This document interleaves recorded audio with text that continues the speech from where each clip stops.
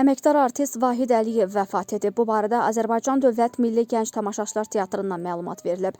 Xatırladaq ki, aktyor bir neçə il öncə infarkt keçirmiş və daha sonra əməliyyat olunmuşdu.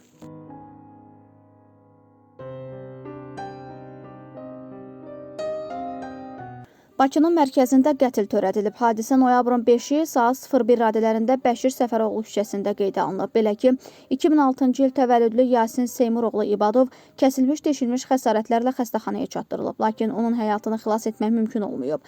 Hadisəni törətməkdə şübhəli bilinən mərhumun 1987-ci il təvəllüdlü əmisi Babək İbadov tutulub.